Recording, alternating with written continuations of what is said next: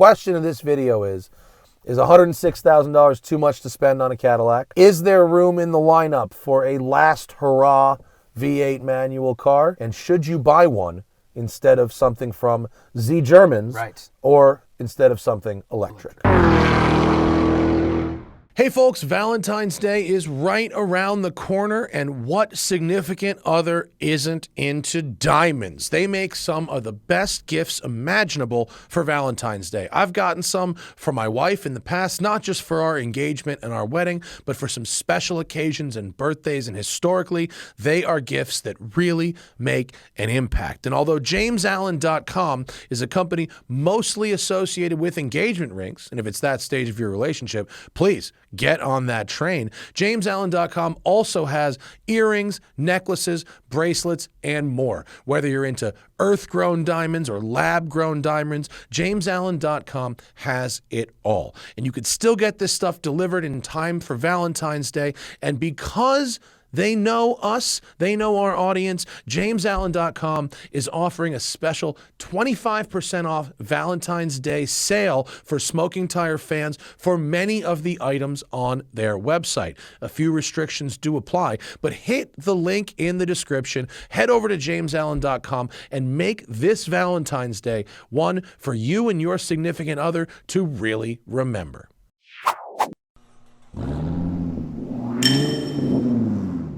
Hey folks, this is rad. The 2022 Cadillac CT5-V Blackwing.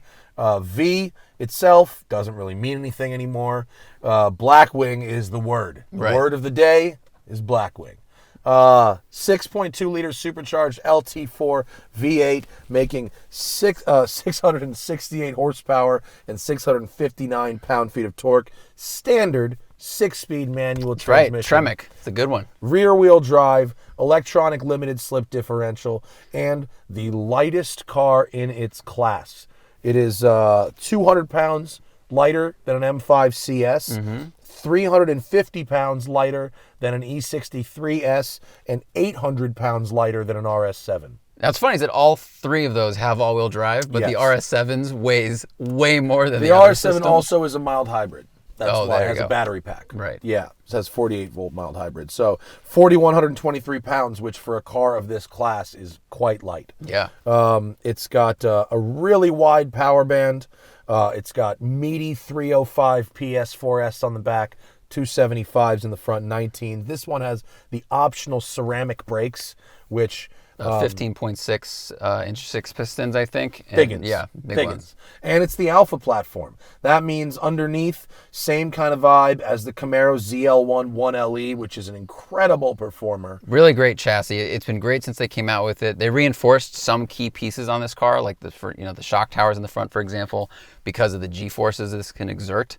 And then, the pressure would exert on those shock towers and turn them into mushrooms. But otherwise, Alpha chassis, which is a good thing. Yeah, 0 to 60 in 3.6 quarter mile and 11.5 at 125, and that's shifting the manual. That's crazy. M5 CS, Tesla Plaid, the EVs, they're going to be a little quicker. They're drag cars. That's what they do. But that's not really what this is about. So the question of this video is $106,000 too much to spend on a Cadillac? Is there room in the lineup for a last hurrah V8 manual car? And should you buy one instead of something from Z Germans? Right. Or instead of something electric? Zachary will drive first. I will. I'm going to drive in sport mode. We have drive modes. Drive modes are many. You've got sport, track, snow and ice, individual, tour. And then you can edit them all here. Yep. And then you've got the PTM as well, the performance traction monitoring, which is the knob on the wheel. So you can go to wet, dry, and ESC off, race 1, race 2. I mean, really, you can customize. You can customize, you can individualize. Let's go.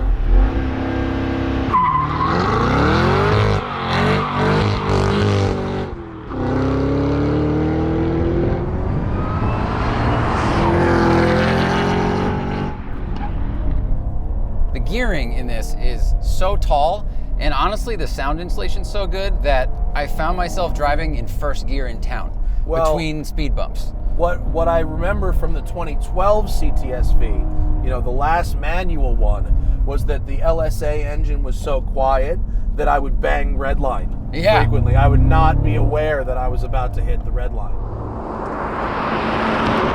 This thing is so agile for its size.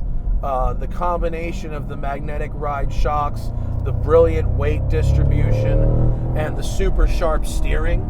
The steering feels like it's right out of the Camaro ZL1. It does. Which is brilliant.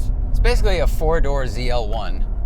Which is good. Yeah, it's great because the ZL1 is a great time. It's always been like the budget AMG, but now you have more seats. I think the exterior design of this is great.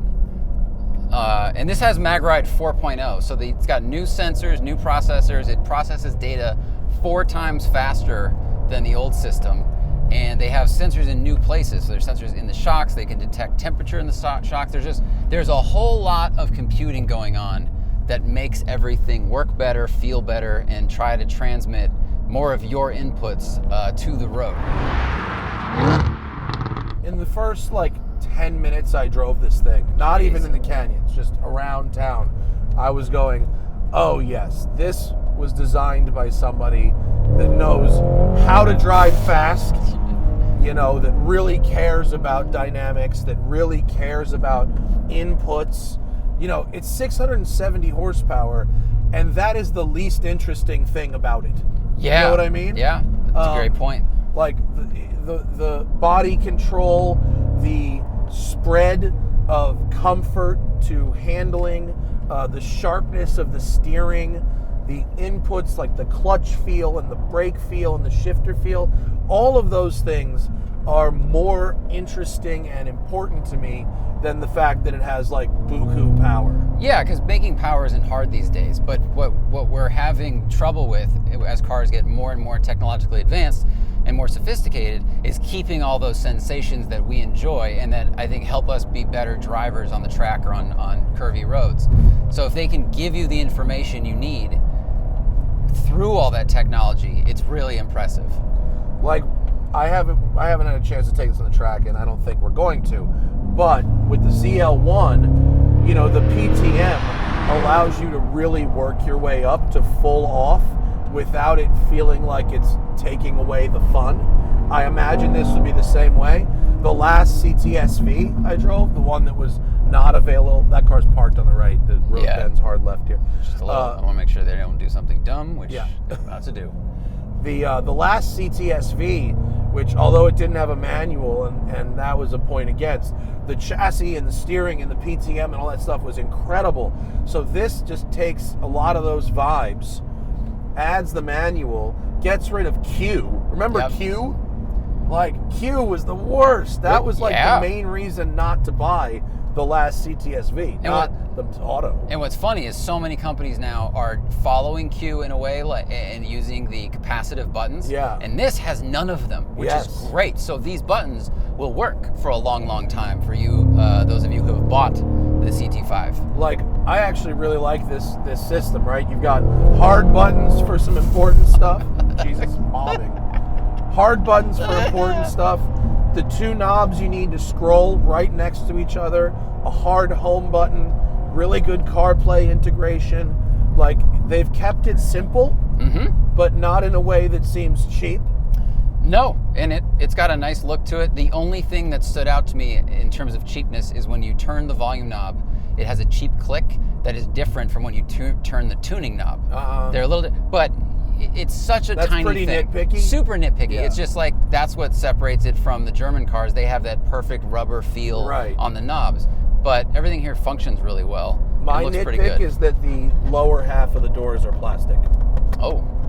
Good. On a Porsche or on a M5, that's probably going to be, or an Audi, that's going to be a nicer material. But those start $40,000 higher though. They're really a lot more expensive. The M5 starts at $125, I think. This thing starts at $85. But still, heated and cooled massage seats, 360 view camera, the performance data recorder it's got. And this one, yes, is $106,000. Base price $87,000. But this one's like really loaded. It's about as expensive as you could get one of these. Yes. But even at its most expensive, it's cheaper than the base price of Z Germans. Yep. It's cheaper than a base price of a Plaid. And a Plaid is, yes, it's electric. It's a different thing. It's not the same. You know what I mean? But it's not like a Plaid has some mind-blowingly opulent interior. This car, in terms of build quality, and a Plaid are about the same. Yeah. Sport. So PTM track. Let's go to. And this has auto rev match like everything. But V also mode. Flat shifting. Drag our steering up, suspension middle, brake feel. It has the adjustable brake feel, but it doesn't really need it. Like the brake pedal is super firm. Yeah. And let's just go. Should we just go PTM off and let's just do a little.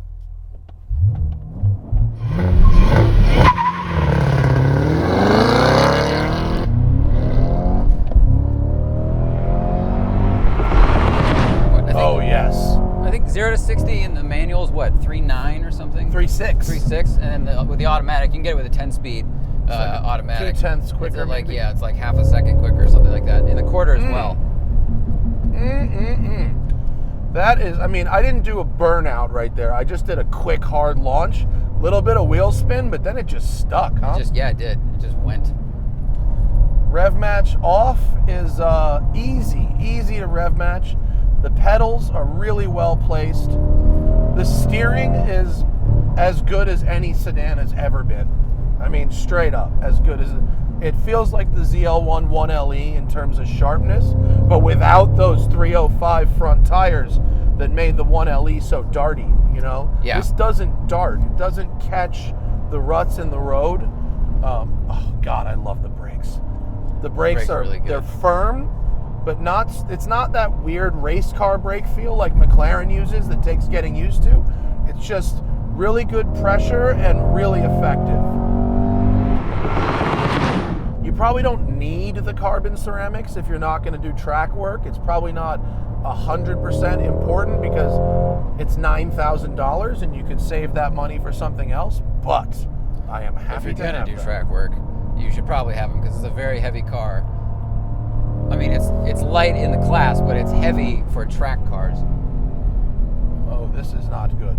Are you going to turn off or can I get by? This truck looks like it's crab walking. A little bit. Not a good look here, truck.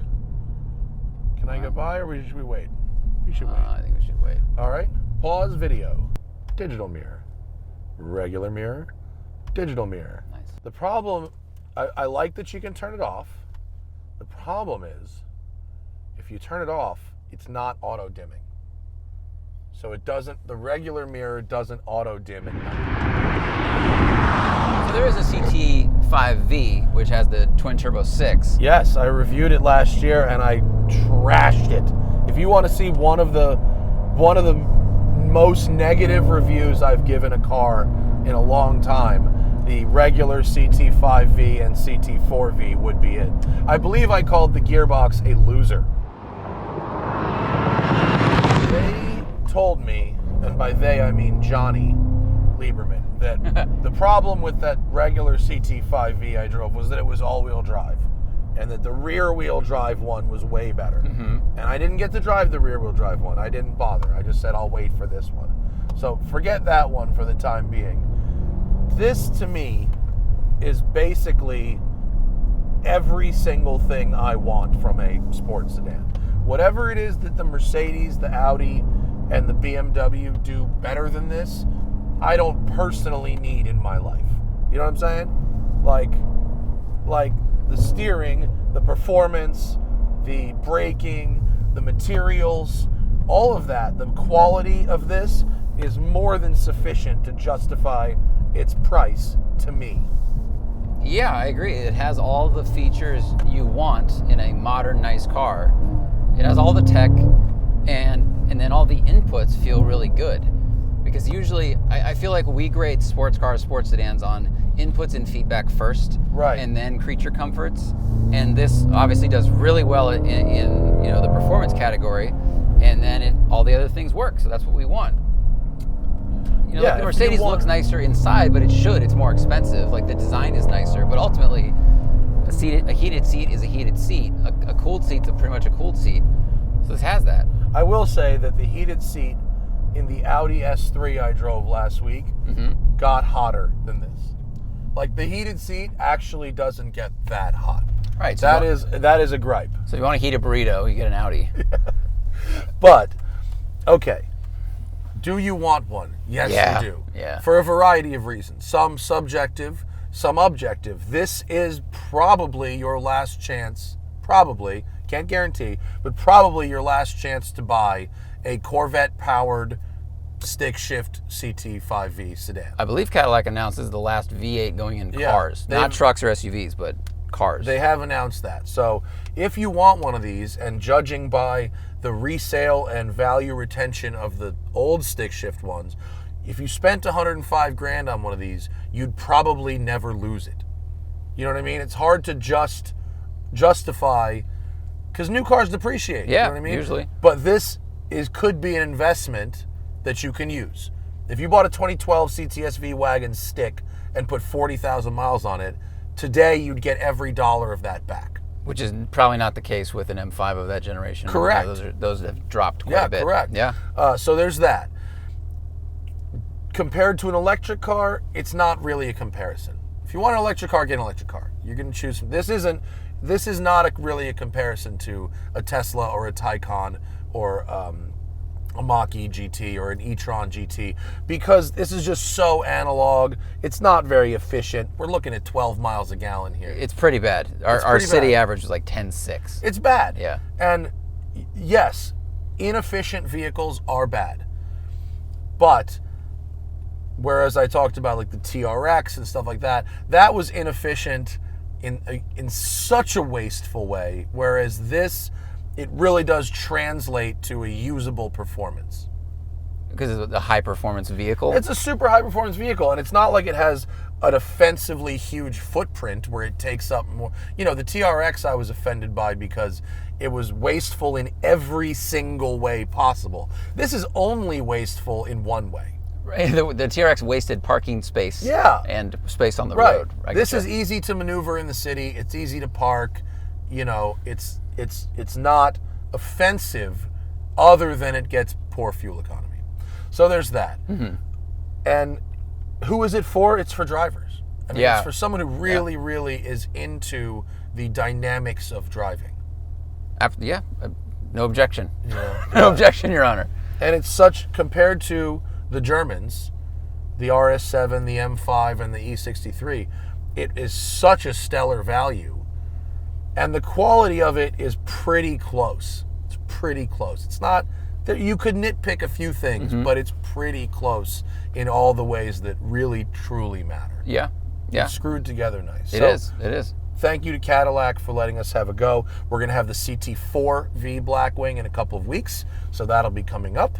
And you should really go buy one of these. You may never get a chance again, and it is such a fantastic package that represents, even at six figures, an unbelievable value for money. Yeah, I agree. So, bye. And remember, always fight your tickets. Use code TST10 on the Off the Record app, available in the Android and iOS store, or go to offtherecord.com/TST.